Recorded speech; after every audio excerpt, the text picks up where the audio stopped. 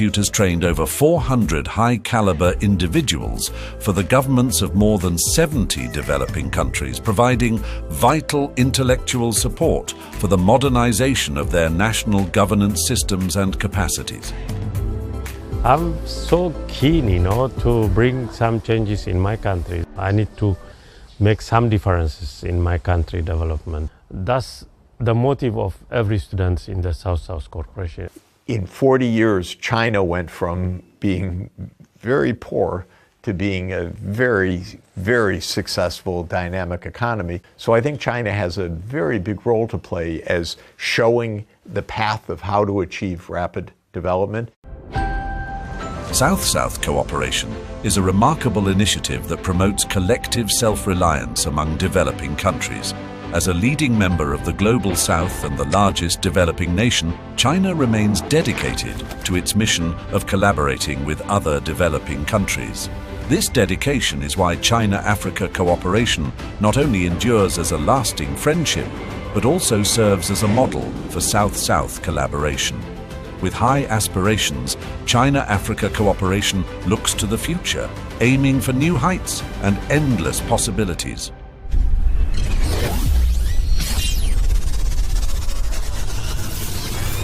热带气旋肯尼斯25号登陆莫桑比克北部地区。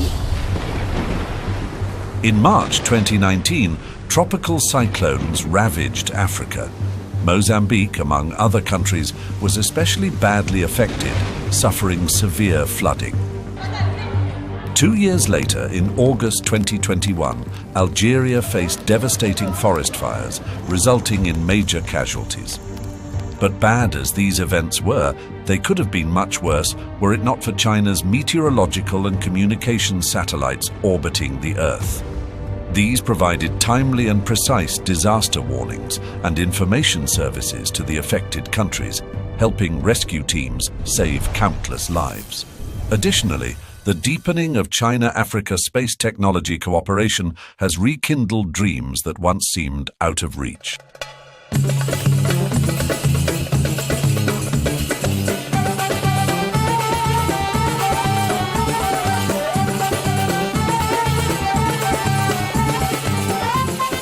On June 13, 2023, at Egypt's Space City in New Cairo, Professor Rafi, who is over 70 years old, is awaiting the result of the electrical performance test for the MISASat-2 flight model. Of course, Egypt has a dream related to space projects or space activities. Professor Rafi is an expert in theoretical research and equipment testing in Egypt's space sector. Throughout his 40-year career, he's lamented the absence of a fully independently developed satellite by the Egyptian Space Agency. Our main dream is to make our own satellite, to develop our own satellite from A to Z. As early as 1997, Egypt planned to develop its own satellite. However, due to technological barriers, this goal was never achieved. Nowadays, however, the failures that once haunted Professor Rafi are rapidly fading from view, overshadowed by the changes unfolding before him. Cui Yufu, the chief designer from the Chinese team for the MISASat-2 satellite, leads the Chinese testing team in close collaboration with Professor Rafi's team. The MISASat-2 satellite project consists of equal numbers of Chinese and Egyptian engineers at each position. 我们可以看到，埃方的工程师非常详尽地掌握了合作过程的所有的环节。当他们在总结的时候，从他们的脸上可以看到了自豪，看到了收获的满足感。 For Professor Rafi, this moment marks a dream come true. On December 4th, 2023, at 12:10 p.m., the MISASat-2 satellite, developed over 4 years, was successfully launched from the Jiuquan Satellite Launch Center. This represents another landmark achievement in China-Egypt cooperation. It's also a milestone for Egypt, the first African country with full satellite assembly, integration, and testing capabilities. Today, as China steadily advances toward becoming a space power, it warmly invites institutions and scientists from developing countries, including those in Africa, to join in space research, collaboratively cultivate cutting-edge talent, and work together on projects that will shape the future of humanity. Together, they explore boundless hopes for a brighter future within the infinite possibilities of the cosmos.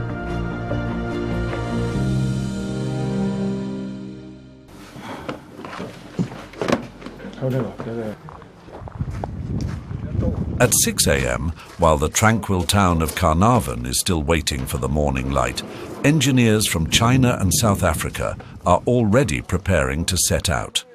Their destination is a desert area more than 100 kilometers from the town.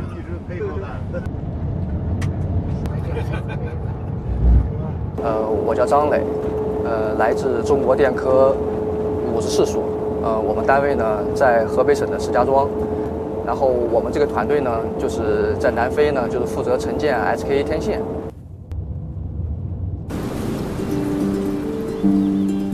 The town of Carnarvon is located in the central Karoo Basin of northern Cape Province, South Africa. 20 years ago, this place was virtually unknown. Today, however, this once quiet town has become a hub for scientists and engineers from around the world, all drawn here by a groundbreaking scientific project.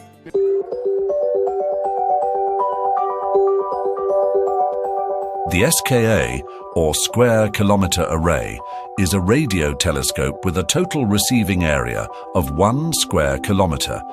It is the largest aperture synthesis radio telescope ever constructed by humanity. This is the Meerkat radio telescope, which consists of 64 antennas. It is one of the precursor missions to the SKA.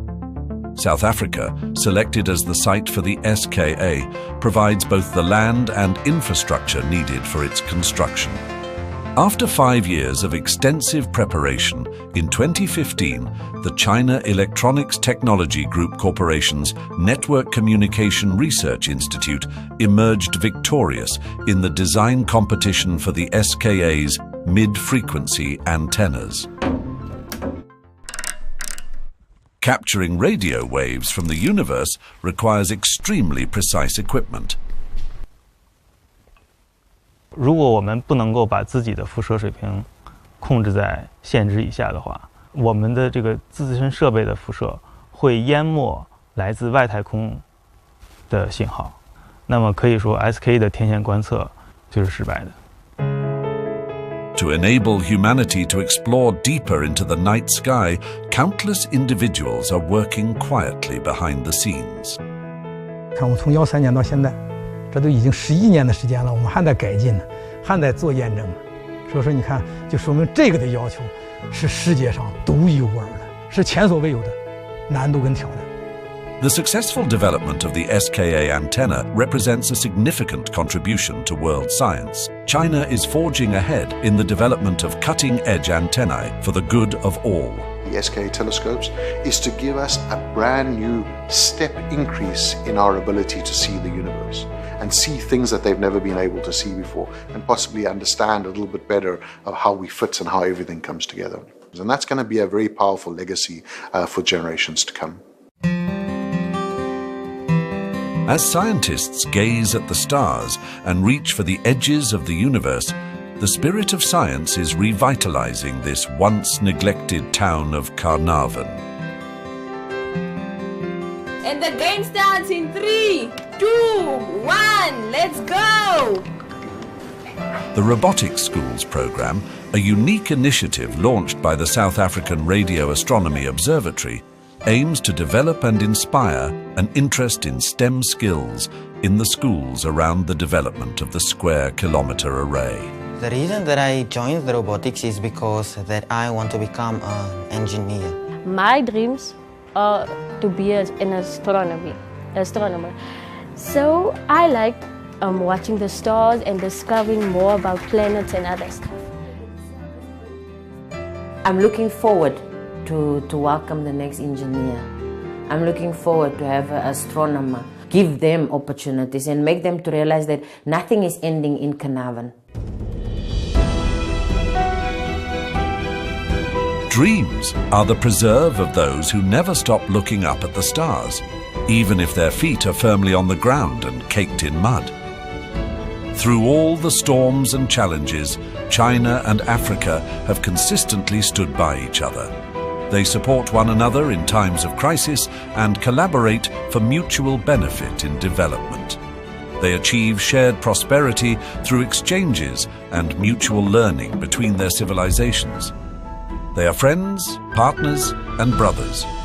Bosom friends make distance disappear. China and Africa are joining hands to advance modernization, create a better future for their people, nurture new hope for the world, and set a strong example in building a community with a shared future for all humanity.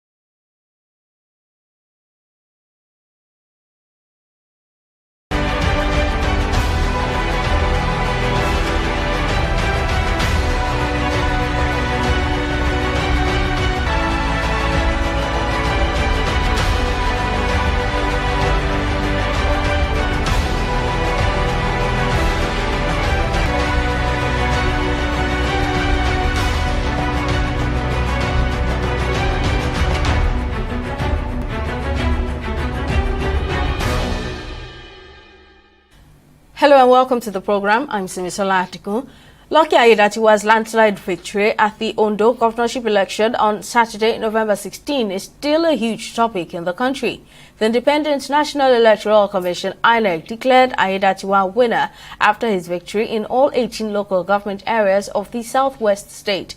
In the final declaration of the results by the State Returning Officer, Professor Olayemi Akinwumi, Aiyedatiwa of the ruling All Progressives Congress polled a total of 366,781 votes to defeat Agbola Ajayi of the opposition People's Democratic Party, who got 117,845 votes. The returning officer noted that the total valid votes in the election stood at 497,077. Rejected votes were 11,886, while total votes cast were 508,963. Another talking point is the low turnout of voters that went to exercise their franchise, despite over 2 million registered voters and over 1 million collected permanent voters' cards. Well, joining me to discuss the aftermath of the Ondo State governorship election is political affairs analyst Muyiwa Akintunde. It's good to have you on the program, sir. Now, the People's Democratic Party, PDP, at the national and Ondo State chapters has faulted the just concluded election outcome, citing alleged widespread vote buying by the All Progressives Congress, APC, which it said was rampant because the ruling party has impoverished Nigerians. I mean, with this statement, should we be expecting another legal battle? I won't be surprised if we have tribunal. I want to draw us back to what happened when Kayode Fayemi lost a bid for second term in Ekiti State to Fayose before he came back again to be able to win to defeat Fayose and then became governor second term. When he lost that bid, that's why Kayode Fayemi in Ekiti State, he himself announced, because just like it happened in the case of Ondo State that we're talking about now, Fayose won all the local governments in Ekiti State, beating Fayemi in that election. And Fayemi himself announced that he was not going to contest that election. That's what he announced. You can go back and check it. But his political party, APC, said, no, we are going to contest this election in court. So irrespective of whether you, the candidate, decided to accept defeat or otherwise, we, the political party that has sponsored you, will go to court. And don't forget that when you are contesting election, really, it is not you, the individual, that is the candidate. It's your political party. That is why when you see the ballot paper, it doesn't bear the name of the candidate. It bears the name, it bears the logo and the name of the political party. So actually, you are having that victory or otherwise on behalf of your political party. So the APC went to court in Ekiti State, dragged Fayose to court and the PDP, but eventually they lost all the way up to Supreme Court. So I won't be surprised if this election in Ondo State, which is again like the one that I was referencing in Ekiti State, happened to be all local governments won by the candidate that won the election. If the PDP decides to go to court, it will just not be surprising to me. But the truth of the matter is that I'm looking at this election, and if they are also going to talk to themselves, in their heart of heart, they knew that they couldn't have won this election. And there was no reason, for me, there's no reason to challenge this election. But politicians are politicians, so they even when they know, when a politician goes to court, even if he knows that he's not going to win, he still wants to say, okay, let me try. Anything can happen. You can just find a way around it. Which is why I said earlier that politicians themselves will begin to conduct themselves in a way that shows that they really have trust in the process, democratic process. So to answer your question very clearly, I would not be surprised if PDP goes to court. But I'm almost 100% certain that whether tribunal, whether Court of Appeal, whether Supreme Court, they are not going to have this victory this time around. Are you then surprised that Lucky Aiyedatiwa, who is the incumbent governor of Ondo State, won that election despite the fact that there were 17 other candidates that took part in the election? Well, I had followed the campaign, the build-up to the election itself, and so many other activities within the space of the election.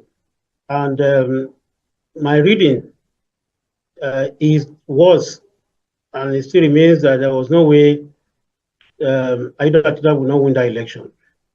It was destined to win, not just because of any other factor, but for the fact that, most importantly, the opposition, the main opposition party, the PDP, was really not truly prepared for that election. You are facing an incumbent. You have a situation where the political party that is supposed to be playing catch-up, so to say, is not so united. Don't forget that PDP has gone through a lot of crises in the last several years now. Since they left, I mean, they left federal government, federal power since 2015, when Buhari dislodged PDP and APC became in control. Yes, they still were able to win some states even after that. But then you have a situation where APC has been on the ground in Ondo State for so many years, and then you came unprepared. So it was really not something that was difficult to forecast that Aiyedatiwa will win, and he did win very well. Now, the governor has been given a resounding mandate by the Ondo indigenous people in all 18 local government areas. They're now expecting the governor to deliver on his promises. Considering the current condition in Ondo, what should be the areas of focus for Aiyedatiwa? Even those who really love PDP and the other political parties, in their heart of heart, will know that they didn't stand a chance in that election. Not for any other reason, but for the fact that you had, of course, there will be opposition even within your own political party, but you had a man who was deputy to the late governor. Of course, Agbola too of PDP was also deputy to the late governor. It was when he decided to take his destiny in the then ZLP, leaving PDP for a return to PDP, that Aiyedatiwa became the deputy to serve the second term of Akeredolu. And then what happened in December last year happened that Akeredolu passed on, and Aiyedatiwa became the governor, substantive governor. and then he had his hand on the reign of power. And so you have somebody like that who had been in power for close to 4 years, first as deputy, and then, no, for 4 years as deputy, and then for another almost a year or thereabout as, you know, the second term of this one, and then almost a year now as governor of his own. So you cannot just go to that kind of contest, you know, with a divided house. So the PDP was quite divided. And again, another factor that counted against PDP, really and truly, is the fact that there has been clamor that an Ondo State indigenous from the Ondo South, senatorial district, the Laje axis, Okitipupa, Okeodo, all those areas, that a candidate, that area, that zone, that Ondo South, had never produced a governor in Ondo State since its founding. So it was like the kind of thing that happened in some other parts of the country where they would say it's our turn. It was the turn of Ondo South. And what then happened? APC chose Aida Ajoa, allowed him to continue as governor. PDP also chose a candidate from Ondo South. And as far as the people of Ondo South are concerned, my own reading, they already have an incumbent. So why change him? They already have an incumbent, why change him? So that factor counted for Aida Ajoa and APC in this election. And I think that that's one thing that people have to also consider when they are looking at all of this. The other thing, I know you asked that question much more later. When we come to that point, I will expand on it. The other thing is, just to say briefly, is that you also have a factor of politicians, whether they are from the Ondo South, Ondo Central, or Ondo North, or even stakeholders outside Ondo State, who are also eager that there should be another contest that will not involve the incumbent in 4 years' time. And I will explain what that means when I saw that question that you had asked. I will explain what that means later. But then to come back to the issue of the expectation from the public, I think that there's much more now on Aida Ajoa's hand than he probably even expected, because this is the very first time in Ondo State, very first time in so many other states, combined, that you have an election conducted and a political party won all the local government areas. All of the 18 local governments were delivered to APC by Aida Ajoa. And like you said, there were 17 other political parties that conducted this election. So the nearest to him, the gap that he gave to PDP, he had over 300,000 votes. PDP had just about 170,000 votes. So it was almost 200,000 gap. The person that came third, if we go back to look at those figures, the person that came third, the ADC candidate, had 4,000 plus. So it was an overwhelming victory for the APC candidate, the incumbent governor.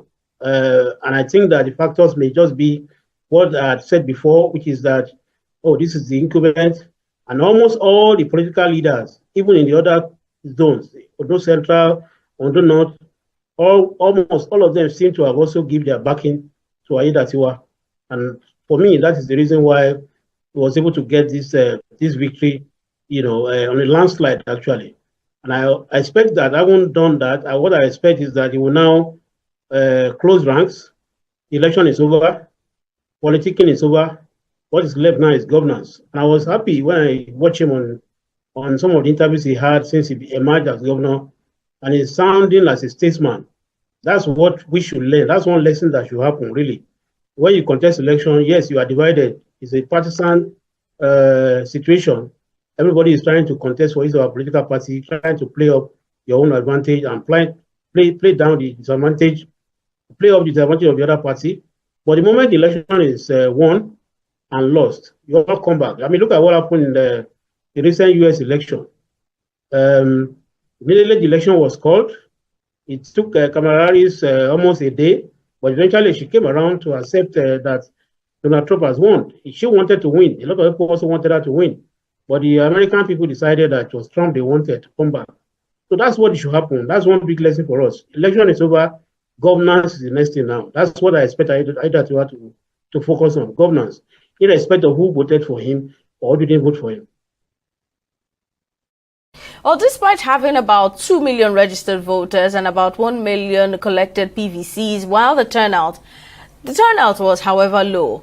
Could this be based on an assumption that the people already know where the pendulum will swing, especially with the mindset that this was a one-man race? Yeah, that could be. There's no doubt about it. It's not even could be. That's one of the factors. His election was predictable. One of the elections we have in recent time that was predictable. You could almost close your eyes and say who was going to win. So for the people, they may also look at it. What is the point? I mean, don't let us bother ourselves. But beyond that, I also think that the fact that there is, all of us agree. Let me say most of us. Some people may not agree. There is hardship in the land. People are facing their economic situations. They are unable to meet their obligations. And so when you add election to it, particularly an election that they know that may turn out in the way that almost all of them expected, to leave your house in the morning and walk down to the polling unit. In some cases, you may even have to, probably get the vehicle if your polling unit is a bit distant. And then you stay, the election is conducted now in such a way that you vote, and then sometimes you also have to wait until the votes in your units are counted, and then you go back and again go back to worry about how am I going to feed my children, how am I going to feed my family, how am I going to provide for their needs and all of that. So economic condition may be another thing. Another thing is, thank God there was no incident or serious incident of thuggery or violence in the Ondo election. People are also afraid that if I step out, there could be some skirmishes, there could be some scuffle here and there could be some shooting. And most of the time, stray bullets hit innocent people. So a lot of people would rather stay in their homes, particularly because if we had a situation where build up to this election, it was very clear that we are not sure who was going to win. People could still take the risk that let me go and vote for my political party. Let me go and vote for my candidate. But in this time, they already know that it was like a done deal. In Ondo South, where both major political parties are from, it was like, let's just allow this to happen the way it is, particularly when all the other districts are also supporting the candidate. So those are the things that I think contributed to low voting. And don't also forget that there has been a trend. If you look at all the elections that have been conducted in the last 1 or 2 years, particularly the off-season elections, it's been very low turnout in terms of voters. The one that was done in Ondo State not too long ago, voter turnout was also low, despite the fact that there was a stiff contest. We didn't have the incumbent in the ballot in Ondo State. There were 2 fresh major political candidates from the PDP and from the APC. So the contest was really very tough. And then we also have the Labour Party, Olumide Akpata, also in that race. But yet, the turnout was still very low. So that's the situation. Oh, Mr. Akintunde, we'll take a pause here. The conversation will continue shortly. Please stay with us. We'll be back after the break.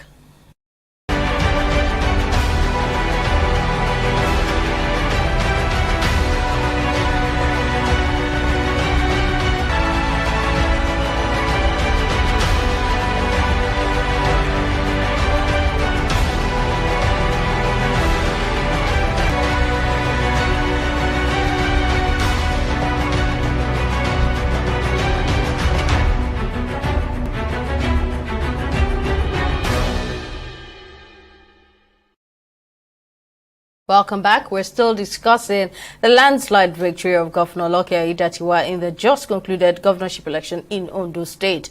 A political affairs analyst, Mr. Muyiwa Akintunde, is still with us on the program. Let's go back to the issue of the low number of voters at the election, which is, of course, now not a new occurrence in elections in Nigeria. How can this trend be addressed ahead of other elections in the near future? Because it obviously seems that citizens have lost confidence in the election processes in the country. Well, there are so many people that should, I won't say faulted really, there are so many people that should play roles, significant roles, in ensuring that people turn out. First is that we have to, all of us, whether we are politicians or non-political actors or whatever, we have to build confidence in the election system, electoral system. People have lost confidence in the electoral. That's the reality. When you have conversation with people, what they tell you is that it doesn't matter whether I vote or not. They already know who is going to win. That has been with us over the years, but it's becoming more increasingly so now. And we have to do something about that. Civil society groups are doing their best, but they need to do a lot more in letting people understand that your vote truly counts. I mean, we have beavers, we have IREV, but yet we still have to count our votes manually. In the Edo State election that I referenced earlier, there were situations that are still in tribunal now about election result in IREV being different from what was declared at the collation centers. Whether that is true or not, the tribunals will have to determine that. But those situations, those soundbites, discourage people because people will tell their neighbors that I told you that your votes will not count. So that's one thing. Two is that politicians themselves also have to realize that they have to help the situation by not dismissing the election results. The moment a politician loses an election, a politician never loses election anyway. What they will tell you is that they were rigged out. Even if they didn't have enough resources or they didn't campaign well enough, unlike the other candidates, the rival candidates, they will still tell you that they were rigged out. And so over time, they've been saying that we are rigged out. So that's what the people also believe, that this whole thing about politics, about election, is about rigging. So you don't really need to come out to vote. You already have an idea of who's going to win, which is not true. Because indeed, if you don't step out, for me, you really don't have any reason to even say that somebody won, somebody lost. Because you didn't step out, just sat down in the comfort of your room. A lot of people would rather have their conversation on the social media rather than step out on this election. So we need to all of us as stakeholders in this project come together and say that we need a situation where our electoral system is not only transparent but also delivers the result that people truly and genuinely want. So that's what I think we should do about that situation you asked me. Let's also discuss how those who voted made their decision. Now, the governor, who is from Ilaje local government area, got massive votes. However, the same cannot be said about the PDP candidate who is from Ese-Olodo, but shares the same constituency. What's your take on this? Okay, maybe I'll get to where I will also do some explanation here. The governor is from Ilaje, like you rightly said, Ilaje local government, and the PDP candidate is from Ese-Olodo. Both local governments are contiguous, and that's why both of them are in the same federal constituency. You know, they have the same House of Representative member. Their constituency is called Ilaje Ese-Olodo federal constituency. That's the House of Representative. So they are more like the same people. The thing is that in Ese-Olodo, where the PDP candidate comes from, that is actually where the representative for House of Reps for Ilaje Ese-Olodo, that is where it comes from. But they are from their polling units are not really too far away from each other. And he is a member of APC, whereas the candidate of PDP, of course, is a member of PDP. So that contest was there. But what I think beyond that, what I think really happened is that the Ilaje people, the Ondo South people, you know, like I said at the beginning of this conversation, they had never produced government. This is the first time. I heard that it was emergence when Akeredolu died in December last year. Was an opportunity for Ondo South to produce a government for the first time in the history of Ondo State. And so the people might have looked at it and say, why do you have to throw away our man who is already there, who had done 1 full year, almost a whole year as governor since the former governor passed on? Why do you have to throw it away? Let's give you another opportunity to go. So that could be the conversation in Ondo South, which includes Ilaje local government and then the local government, Kupa, and so many other local governments in that axis.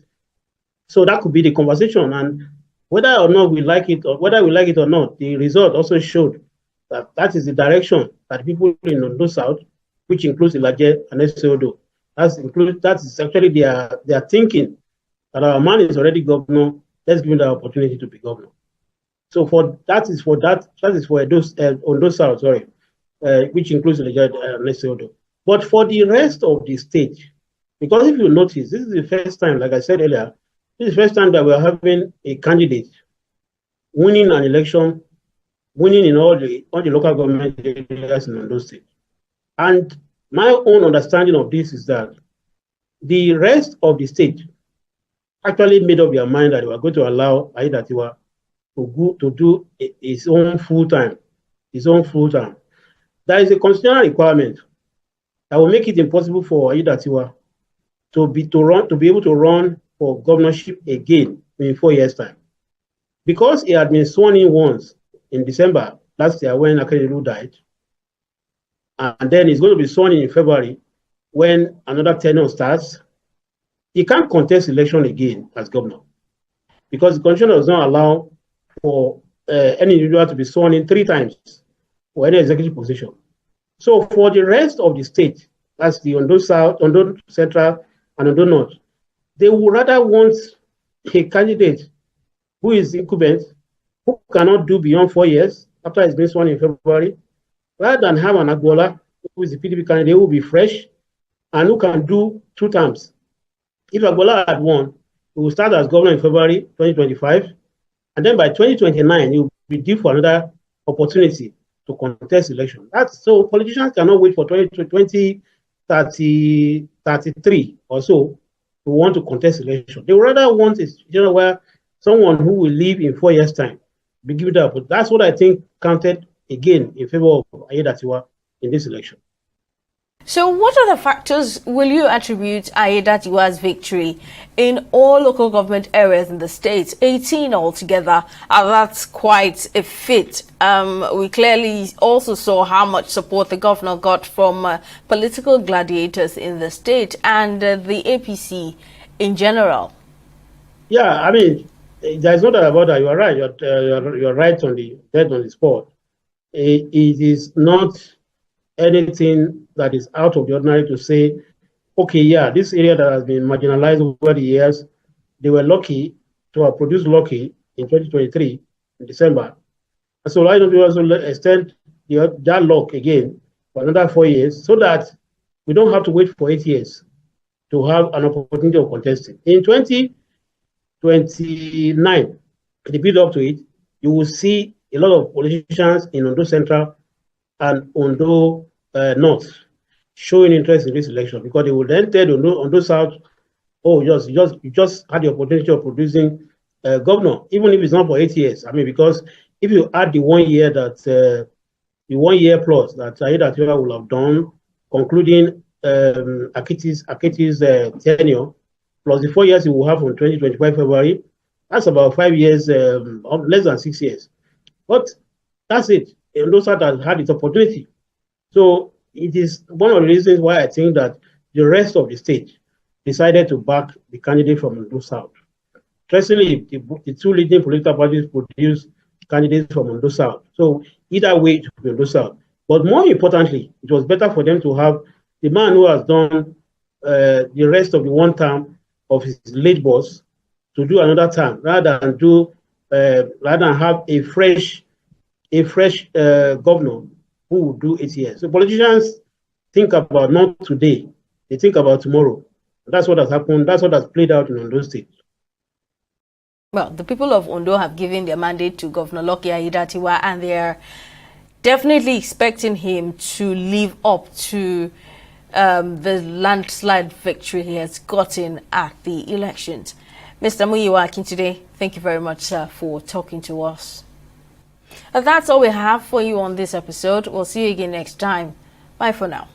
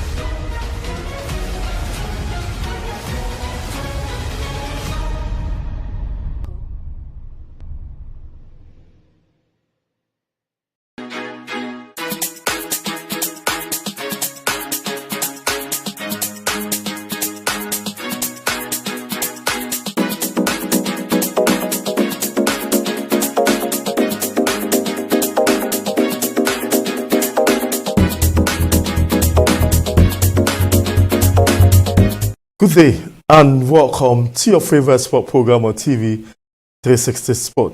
I'm sure a lot of our viewers across the globe are really eager to know what we have for them today. I'm sure it's a season where so much is going on. We have less than 3 months to the end of the year 2025, and it's been a very busy year for the world of sport.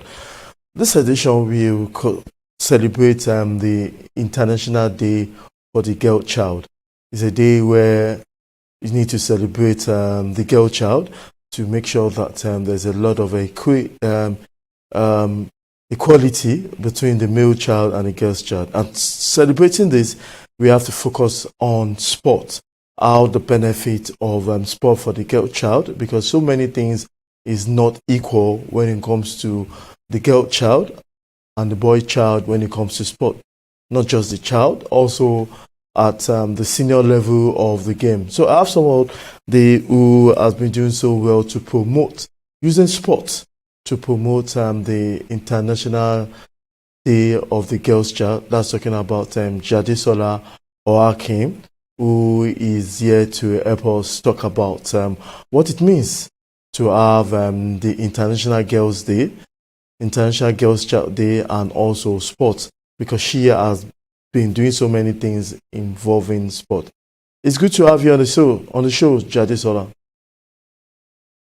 Good afternoon. It's good to be here as well. So tell us, let's start. What's the link between the International Day of the Girls Child and sports? Okay, so like I said, my name is Jadesola Adilabo Kanya. I'm the national president of Sapphire Nigerian Women Football Supporters Club. Sapphire Nigerian Women Football Supporters Club is a vessel dedicated to the empowerment of young Nigerian girls. So that is what Sapphire has been all about. We don't just go to the stadium to say, okay, we want to go and beat the drums and all of that. We also make sure that we are dedicated to the empowerment of the girl child, enlighten them, and continue to advocate for those girls. So the involvement about the International Girl Child and sports is that we are promoting women football. So which is October 11 is celebrated worldwide, but October 12th, we decided to celebrate these girls out of that day to have what's it called, like a football tournament for them. And on that day, before the program kickstarts, we have doctors that will be coming into the house to speak to these girls about preventive care analysis. We have a gynecologist in the house. We have medical doctors in the house, and we also have a dentist in the house that would come and be speaking to these girls how they can take care of themselves on and off the pitch. Okay, well said. Why is there a need to celebrate the International Day of the Girls Child in conjunction with something why is there a need to celebrate the Girls Child, and what's the position of the Girls Child in sports? Okay, so there are so many needs. Gender equality, teens getting pregnant and abandonment. We need to speak about that. They should say no. They should say no to drugs and embrace football. And they should also build a career path for themselves in this line through sports. So doing this is just to amplify their voices, to celebrate their achievements, progress for women in sports as well. And specifically in this contest, Sapphire Nigerian Women Football Supporters Club is here to continue to encourage them to develop their confidence and teamwork, leadership, and provide opportunities for this girl to pursue their passion in sports. So that is what it's all about. And I'm sure a lot of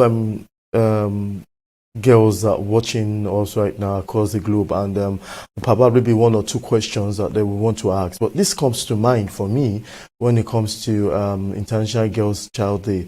What has been the benefit of celebrating this event in the past, from the perspective of Okay, so this is our fourth year, and we've been consecutive about it.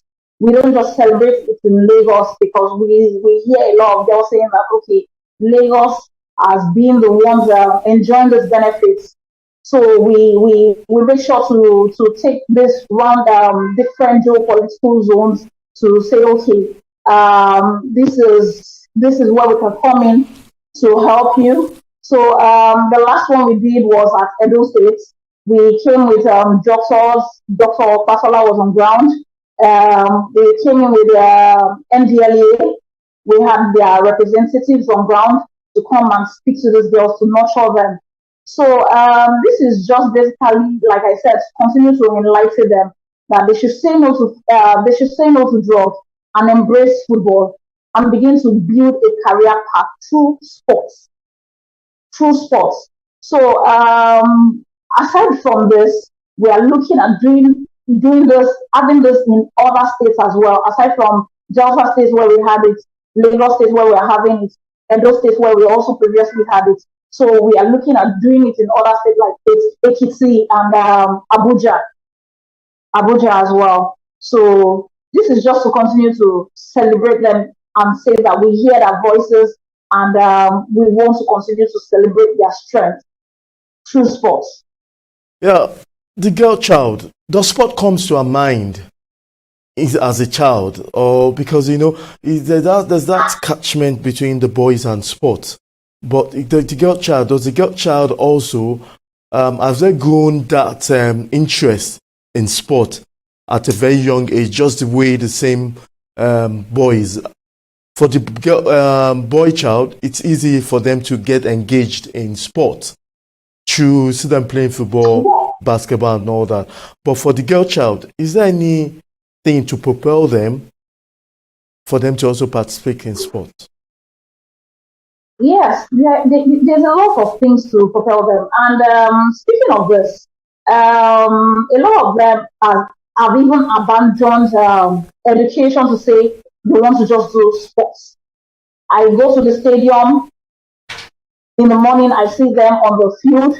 I go in the afternoon, I see them on the field. I go in the evening, I see them on the field, and I ask, why are they on the field? Many times they are supposed to be in school, but I see them on the field. So number one, they are passion driven about it. Yes, I understand. But education has to come first. Education is very paramount in this context. So passion has driven a lot of them to where they are right now, and that is why a lot of them are coming out saying yes. They want to be the likes of Asisa Oshuala, the likes of Ajibade, and the rest of them. So that's why we need to continue to encourage them. That is why, if you look at the International Women's Day spoke about inclusivity. So we need to continue to include these girls in so many angles. They don't have to be left out. You understand? We parents, we focus more on the guys than the girls. So then we need to begin to look into these areas to see how we can continue to contribute into their lives and see how they can give back to their community as well. Just the way Asisa Oshola is also doing, and the likes of Ajibade is also giving back to the community. So they are passion driven. They are passion driven about it. So it's not something that they are learning. They are passionate about it, and that's why you see them on the field of play giving their best at all times. Jadisola, now let's look at this before we go on a quick break. Let's see. So right now you're saying that there's no hindrance between the girl child and the boy child in relating to interest in sports.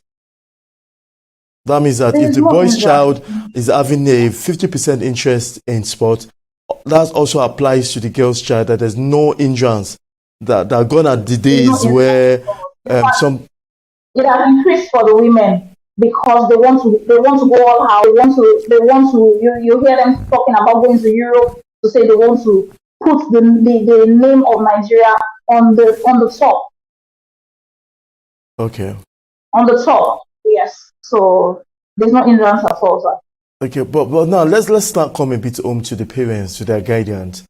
Are they also involved in this? Do you think the parents injuring or disturbing the girl's child from participating in sport, do you think that has reduced?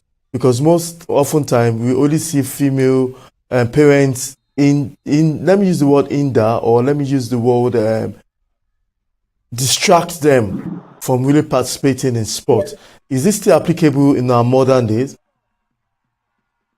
I don't think so, because I think parents have come to understand that the child needs to build a career path through football or other sports. So now they are much more involved in this than even the children themselves. I get parents that come into my office here to say, I want to register my child. What and how does it take for me to register my child? How do I begin to get boots and all of that outfit for them to be registered? So it's an interesting thing to say that parents are they've legalized it, they are very much involved. The time that the children are supposed to help them in the house, you hear them say, oh, don't you have to be on the field at so time? Oh, okay. So they are committed to this cause as well now, very much committed to it. Okay. Yes, Jadisola, we'll go on this quick break. When we come back, there's still so much to talk about this interesting topic. We'll be speaking with Jadisola, who is one of the, I think the president of Safara Women's Club, Supporters Club, and she has been doing so well for the promotion of women football, and not just women football, the girls' child. So this is in consideration, and this is in promoting the International Day for the Girls' Child. Don't go away. It's still your favorite sport program on TV, 360 Sport.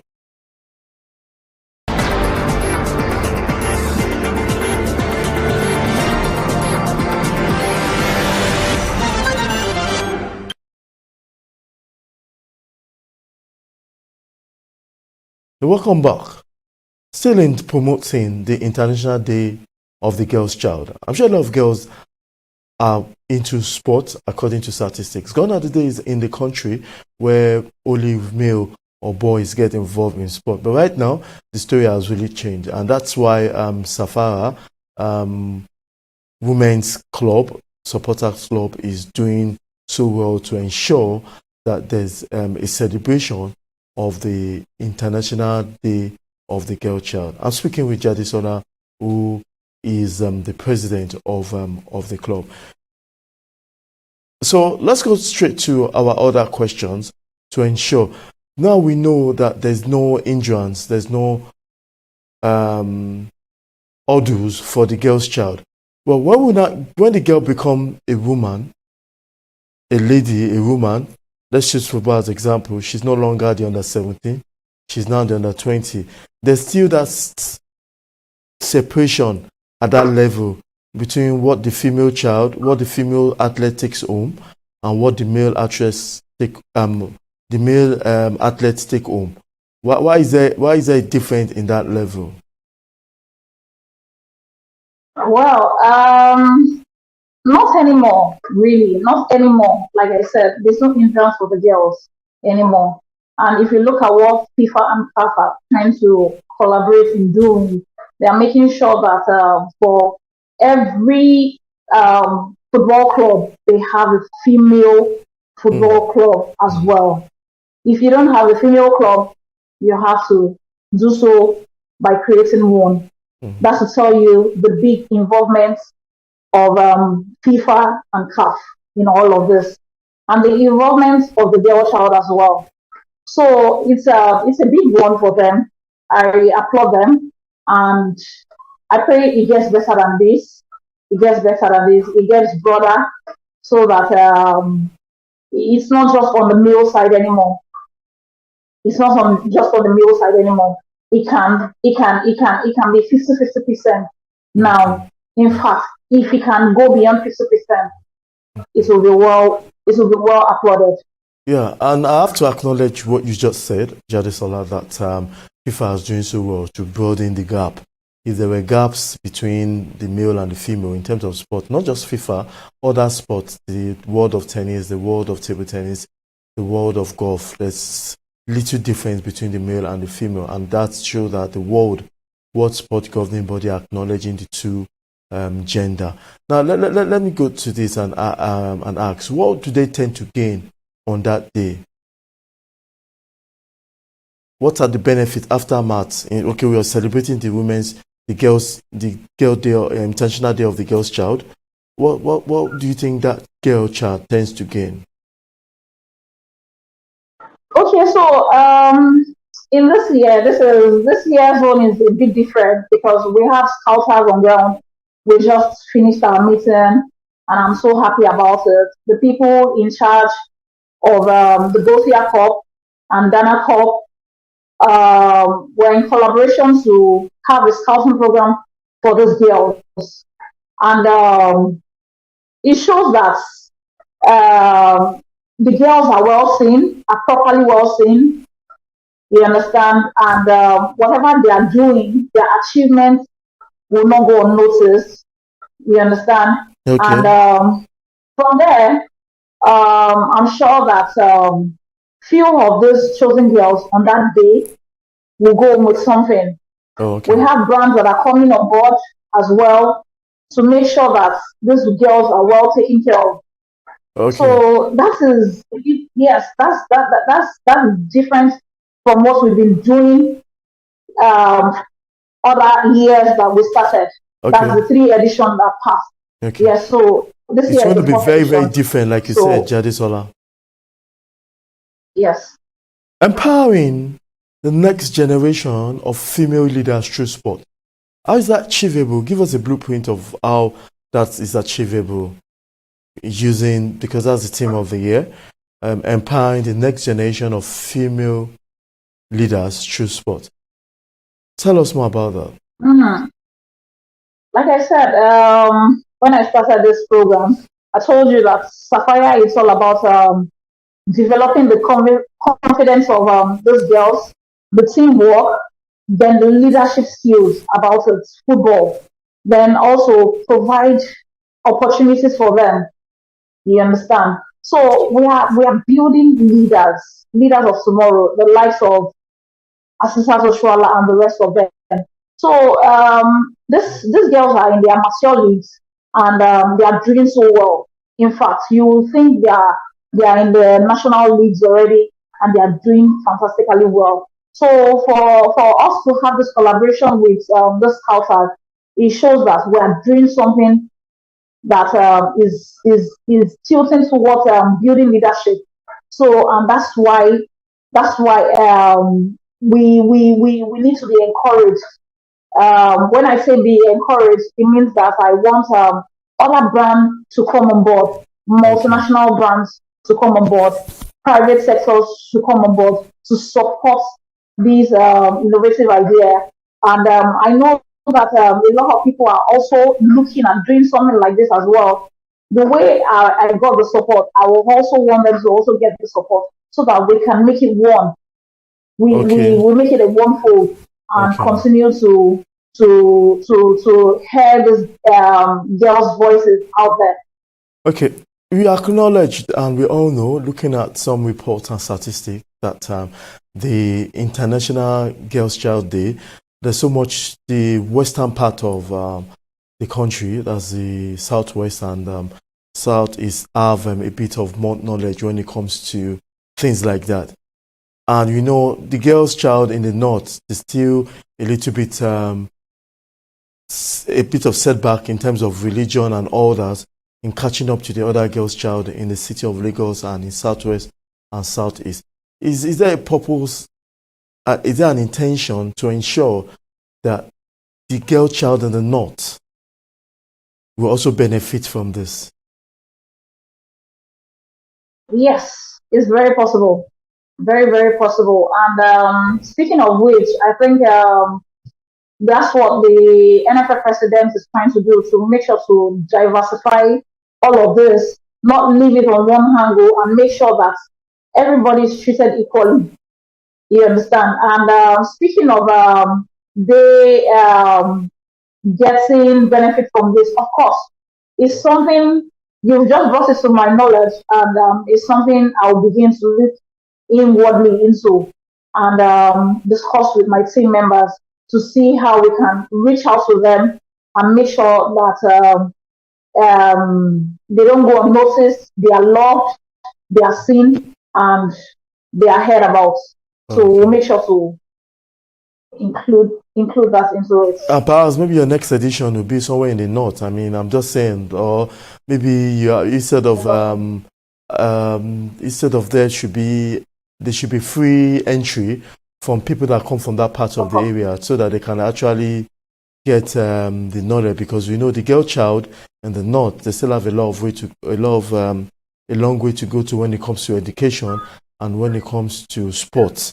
It's very difficult for us to get a girl from the northern part of the country, especially called north. Yes. And it boils down to collaboration too as well. It boils down to collaboration as well. Yes, it boils down to collaboration. You're very right. So we expect that there should be so much for them.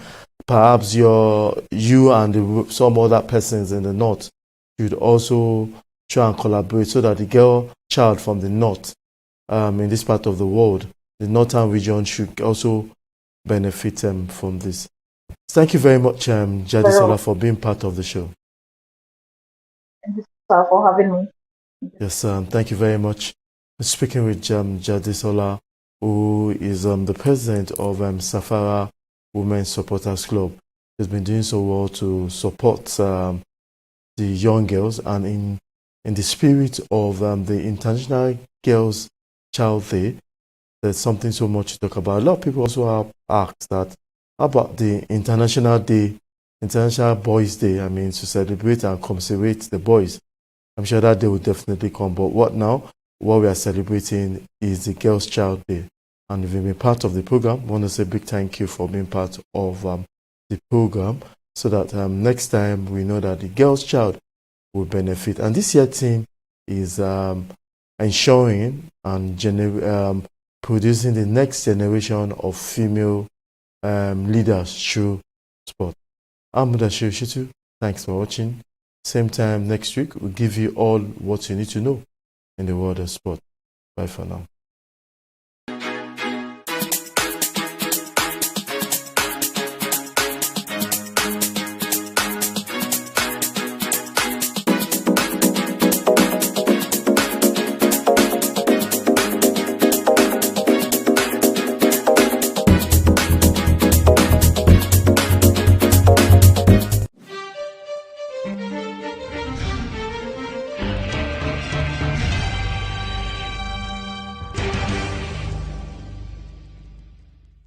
Akinola Olunowade is one of the big yam farmers in Kapam community.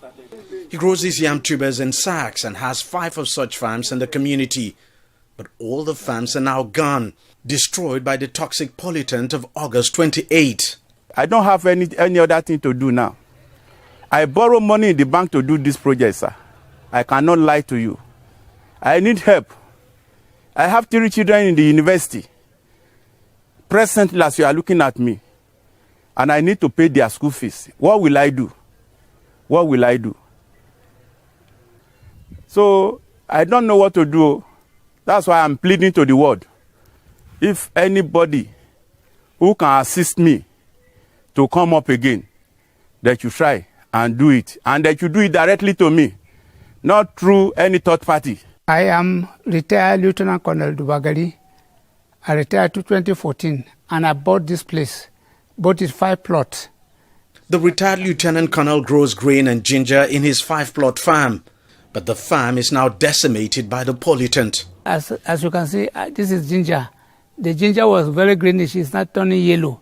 That means the chemical has affected it. Look at my corn. Like guinea corn now, you can see no one is surviving. All of the inside, they have dried up. Only the maize now is drying gradually. The granite there completely was gone. We have to remove it to plant beans. And so many things inside. I have a garden inside where I planted a lot of things. That is, I just action in farming. all my things are gone. Nothing to for now.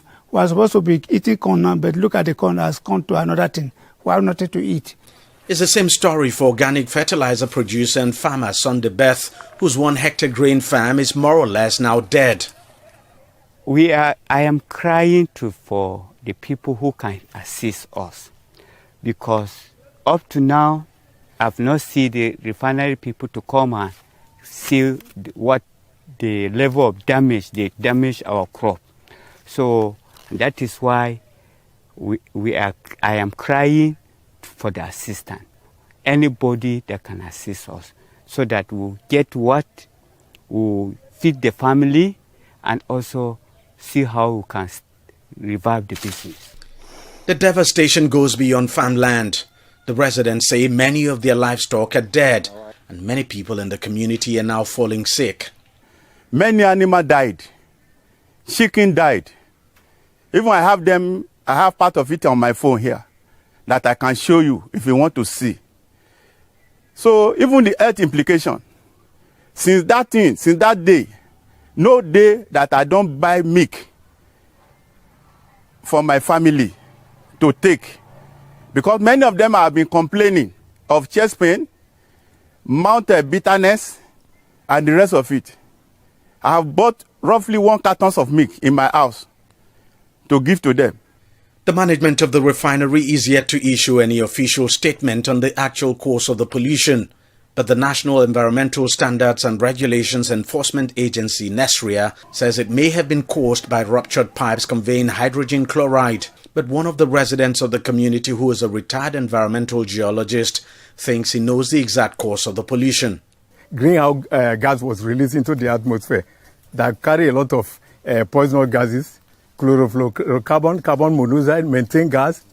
They were all released into the atmosphere that came down as acid rain. That's what we call it in geology, acid rain, that descended on the community, which affected even human beings. Some of the residents here, their body started scratching. Some had a respiratory problem. They had to rush their children and wife to the hospital. Then in the morning, we noticed a lot of itching. And on the 3rd day, we noticed that some of the livestock, like goat, chicken, they started dying. So we saw the toxicity, which even made the women to go and block the road to protect to the refinery, because they approached the management and it seemed that there was lip service. This is a chemical substances that have entered. We inhale it and it has gone into the body.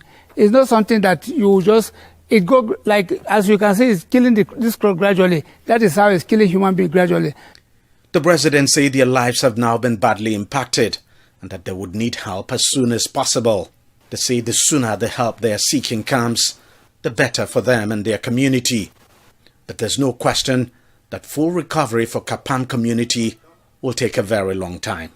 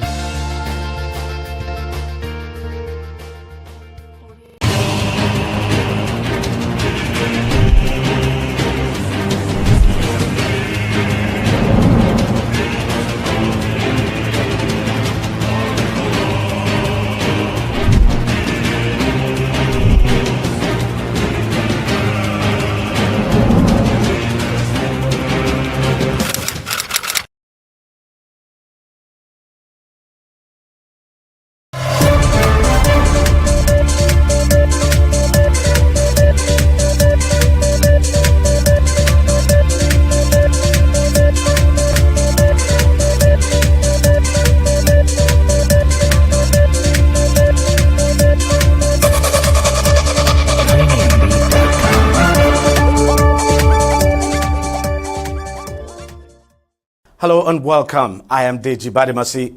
Nigeria is still grappling with a very serious security challenge, which is really tasking the country's security managers at the moment.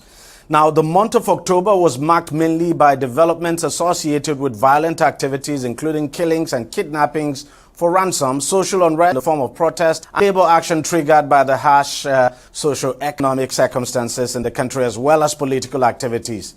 Now, the data is contained in the October 2024 Nigeria Security Report put together by a security risk management and intelligence consulting company, Beacon Security and Intelligence Limited.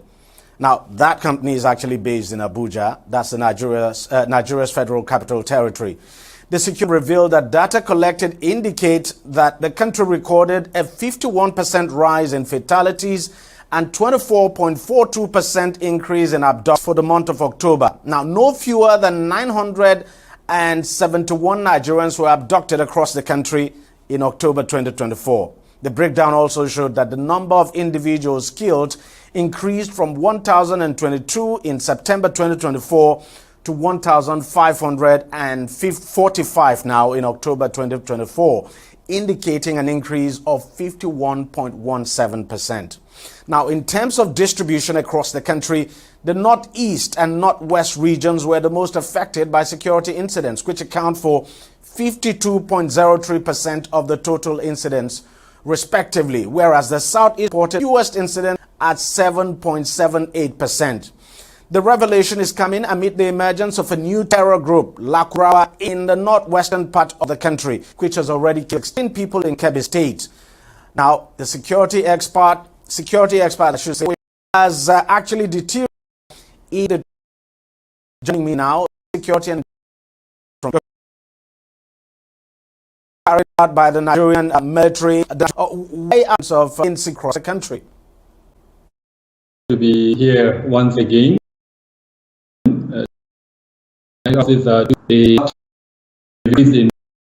Especially the I imagine, and because of the size of Nigeria, the porosity of our borders, the threat elements are able to they're able to sometimes bring additional capability and sometimes even to recruit locally from within Nigeria. So it is a case of using probably the wrong methodology or the inappropriate methodology where you are even able to keep it with your to rest. So that's the situation where we're in. That military operation is one component. And policing is required. The military, in common military parlance, what we say in security operations is take, hold, and rebuild. The military should take, then the other security components should hold, and then another set should rebuild. Border protection is not the responsibility of the military. It should have been the responsibility of the customs or immigration. We're not seeing enough of that.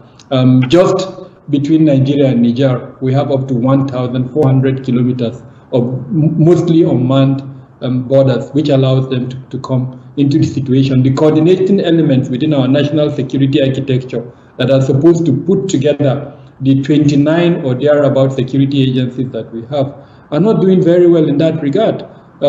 Gaps have been created. Interagency rivalry is still extremely high. And then the biggest elephant in the room, Deji, is the cost of living crisis that we have at the moment. That is predisposing more people to, criminality, as it were.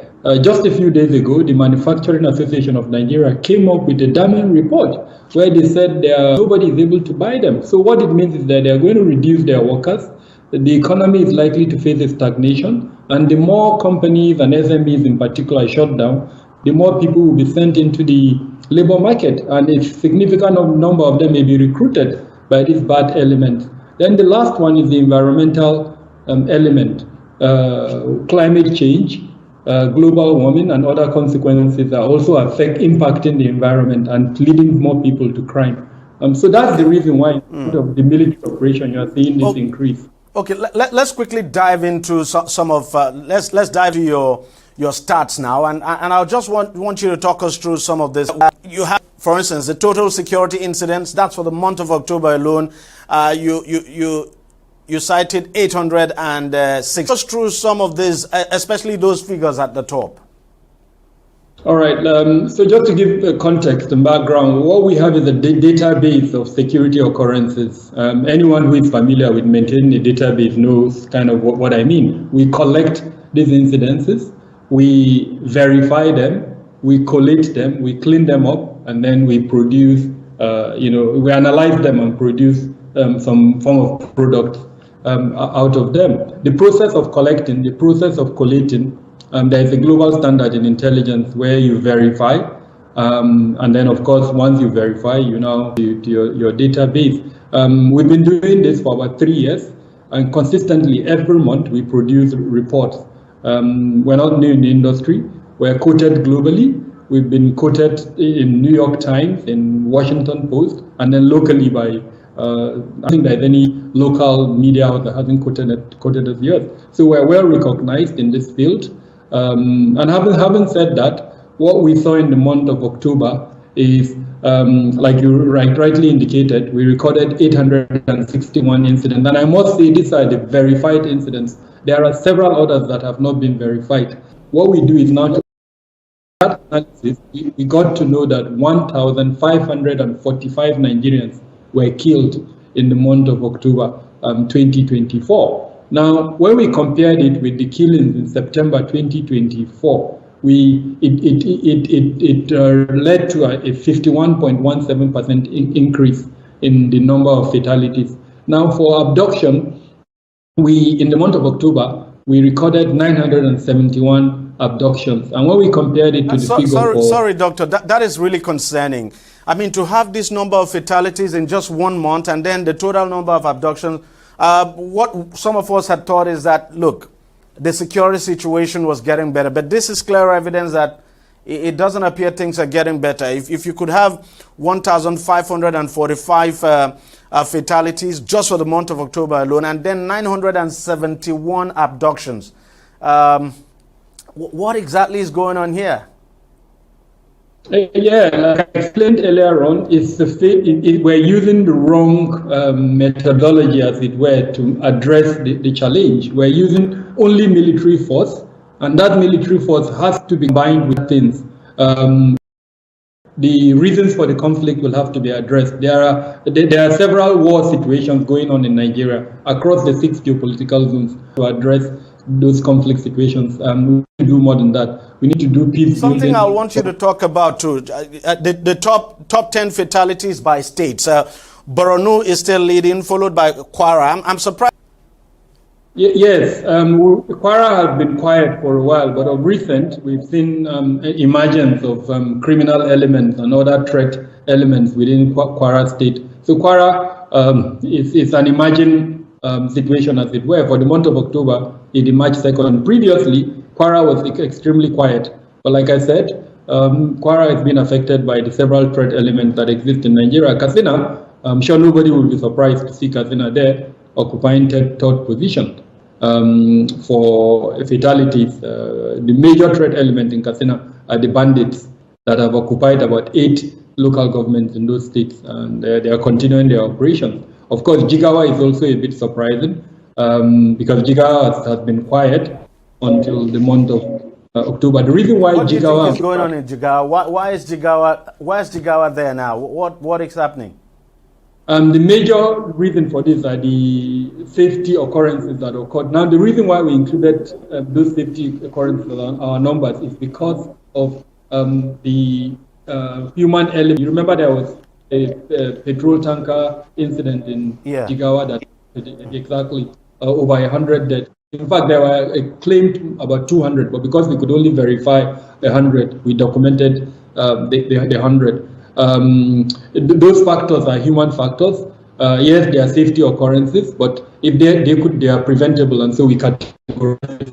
The next one is bandits. There is a situation of bandits that are active in those locations. Then, of course, Zamfara. I'm sure nobody too will be surprised about the inclusion of Zamfara. And then what follows Aduna, I'm sure no one will be surprised too. And then the other ones are all what we know: Anambra, Lagos, and Adamawa. And let me ask you, Anambra, the total number of fatalities there 58. Could you shed more light on that? And of Lagos as well, which is 52. these fatalities now, were they as a result of banditry, terrorism, or just criminal activities? So in Anambra State, it's a combination of the activities of secessionist group, especially the indigenous people of Biafra and the Eastern Security Network, and there's armed conflict between them, and criminal gangs, especially militants, and cult groups that have also been active in those. Lagos is a criminal and AE, and a few other black acts and the others that have been engaging in tough wars over the period, and of course criminal gangs that from time to time also operate. Majority of the incidents in Lagos are associated with those criminal gangs. And this slide is just to explain to our audience so that they actually understand. I mean, there you have the comparison in September and October. Clearly, as you can see from the slide, security incidents are going up. Look at this, for instance, abductions in October was 807. I mean, in September now, 807, and in October 971. So look at the number of increase there, 20.32%, which is actually concerning. And when you talk about fatalities as well, for the month of October, 1,545 compared to 1,022 in September. And percentage increase there, 51.17%. And then you have that of incidents. So that's just a comparison. Doc, look, it's Nigeria's commercial hub, and if you continue to have serious security incidents here, there's no question that it will impact. Could you just help us explain this slide a bit so that our audience understand? All right. I mean, the most important thing is to note the developments over the period. If you notice the line, it kind of goes up and then dips and then goes up and then dips again. And so compared to other locations within the country, especially the urban centers where we have most of the security occurrences in the country, Lagos is doing quite well. Apart and October, and we could explain that to the Ember months, as it were. Traditionally in Nigeria, once we enter the Ember months, we start seeing an increase in state criminality. So we're hoping there's also a theory that suggests that every time a commissioner of police is changed in any state, you see an increase in criminality. Maybe again that's another factor that is played out. Security Trust Fund that Lagos set up, the Lagos Neighborhood Watch, in terms of the civil service arrangement that supports this public security institutes that I mentioned are also commendable in Lagos. So we're hoping that they, just like we've done, they also have this type of numeric presentation, and they are seeing this rise, and that they will respond to it adequately, so that by the next time we're doing this with an decrease. Move to Abuja. Something very significant had been kidnapping there. Abduction. Report several experts, and I want to emphasize this. In fact, it's so bad, those express abductions, that the Senate or the National Assembly did invite the minister, because incidentally, they wouldn't tell you this, DG, but some of them, their family members were victims of those express kidnappings. So even though it was not reported now, these kidnappings happened along the expressway? No. They are called express kidnappings because they are short time kidnappings. Oh, okay. So one chance is associated with express. There are types of kidnapping, and express kidnapping is one of the types of the abduction and the release of persons. It's very usually between the place where they carry the victim and the place where they drop, they collect all they can collect, and you see a moving vehicle, they throw the person out from the vehicle. It's very common in Abuja. It's called one chance, and a lot of it happens. But because it's very difficult to document, we've not.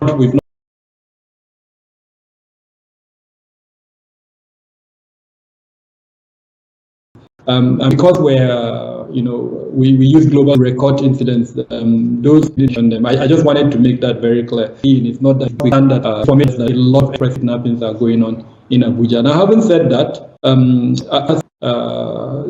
councils, the Abuja municipal of the violent occurrences are happening outside Abuja Municipal Council, like the map on Amak, and if you crimes like breaks or people, all of that. But the predominant violent criminality that to the security agencies are the criminal elements. What is there? But because these operations are not sustainable, some practice of those bandits in those locations.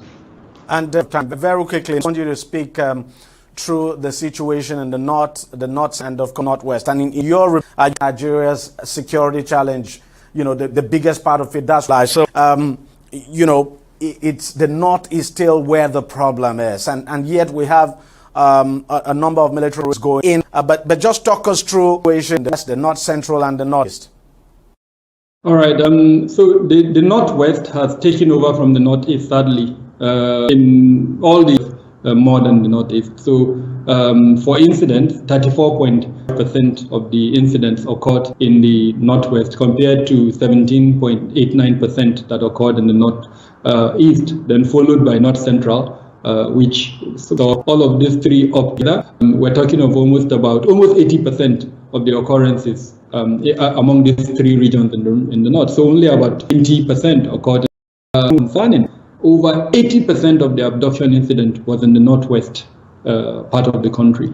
I repeat, 80% in just one region. 814 to be specific, 814, and that's really high. Exactly. So it means it's not just told us the variances, that there are three things that must happen in the crime triangle. If you can reduce the opportunity for the criminal or even increase his desire, criminal problem, like we said, 83%. I have think about 7. Almost about 0.5%. Socioeconomic and insecurity are well documented. A turnaround at night. We've actually run out of time, but thank you very much for coming on the program to explain all of that, and well done for the job you're doing. Thank you very much, concern, and we'll come together and bring this end. I hope so. Thank you very much. Well, that was the Managing Director of Beacon Security and Intelligence. We'll be talking about Galway. Opinions are free, facts are sacred, but truth is universal. Practical terms. Can we, for instance, de-escalate the tension? When you go into public office, you must be ready to answer to the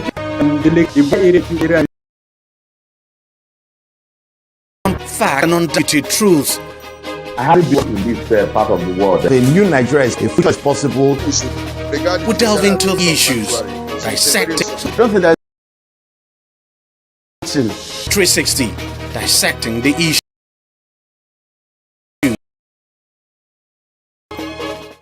Welcome back. Now, the emergence of the notorious Lukarawas terrorist group in Niger Northwest region has raised concerns, particularly as their infiltration,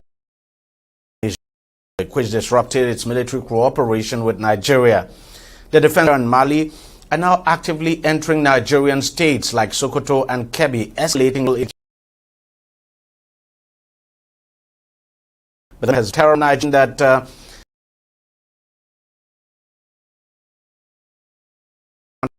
be eliminated as a security concern. Sector 1. All others that fought before, we work as hand kill. You move everywhere in our things are changing. They are less and win. Nobody.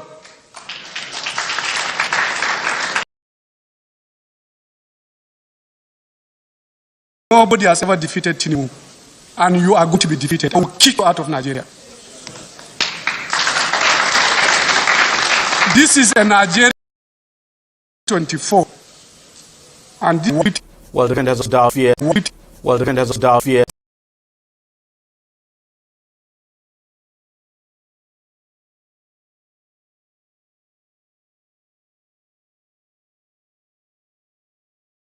And get the impression that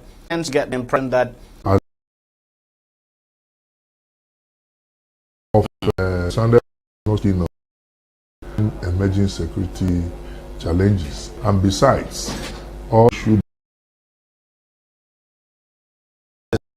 as a team. House divided against self. working together, he's in a better position because he coordinates working to PEP for them to